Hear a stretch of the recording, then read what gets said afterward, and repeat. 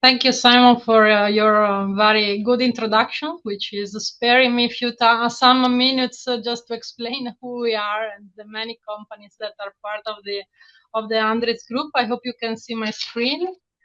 I would like to start with a question to the audience. I will drop a quick poll in the chat if everybody is willing to answer. So what is the biggest challenge in cell manufacturing? Because we as machine builders, we are know that there are many challenges in this building up this industry in Europe. And so we have identified a few, which are, of course, having a reduction on the scraps, CE safety compliance, increase of the overall equipment efficiency, quality control, or maybe on the equipment, reduce the failure rate. But I would really love to hear also some of your thoughts. So please reply to the poll in the chat, and maybe we can share later on the results. That would be if you leave your email. Just a few words about us. ANDRITZ is a big machine, let's say, plant, a machine builder based in Austria. And 3 years ago, the group acquired Thema, which has been already active in the battery business and equipment for battery business for a few years. And we are now positioning ourselves as possible partners for those that are planning to build their factories in Europe. We see a challenge here because competition is on a cell level, but also for machine builders. There is a lot of competition from Asia. They have more know-how about the process. They have learned a lot about their high-speed production, how to do it.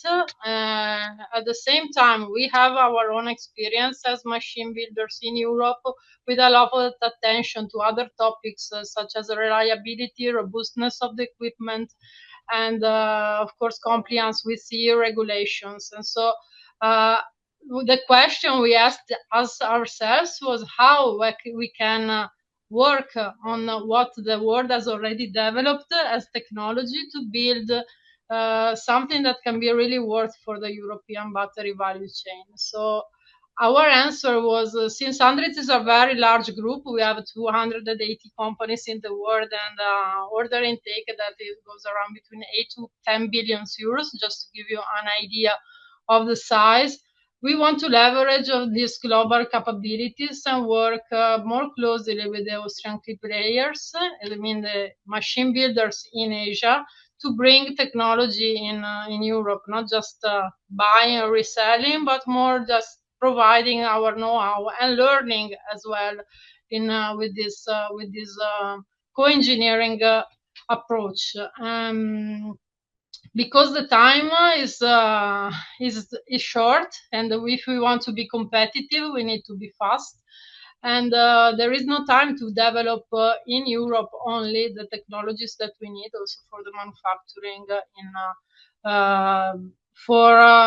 to supply in the short term what is needed. So in the meantime, we can build up on the long term.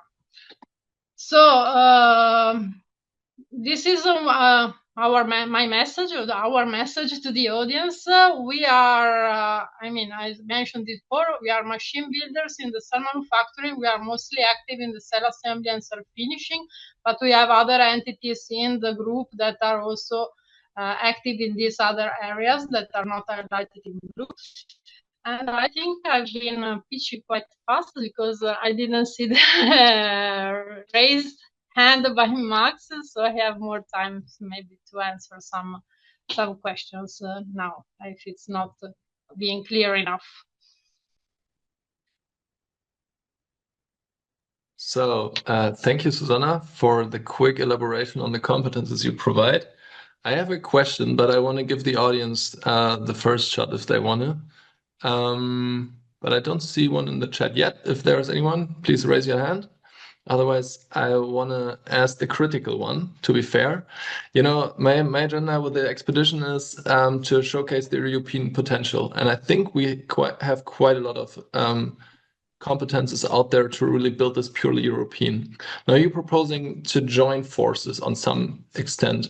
Can you explain a little bit more in detail, like what those corporations will consist of. And can you also name a couple of examples potentially why you're trying to bridge the gap there? I'm not against this, but we need to do it on eye level and keep, I think, the sovereignty. So maybe you can elaborate on this.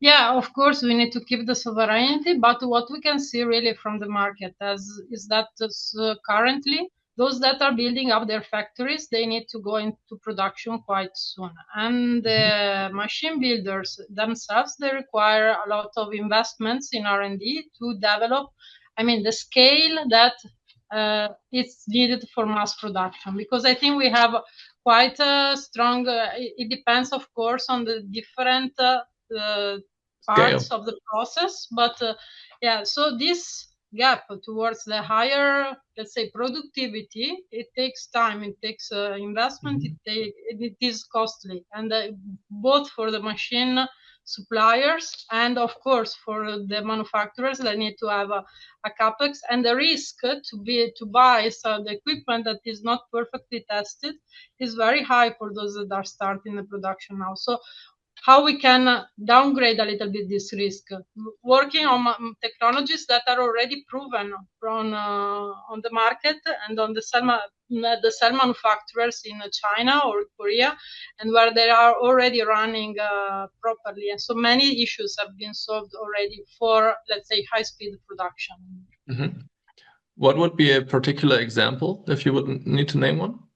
Also for stacking machines, for example, or winding, or these key processes, of course, we need a very high precision at a high speed, and it's not easy to reach these parameters in automation-wise. So this kind of development of solutions, it's we have the know-how, but ramping it up, that's the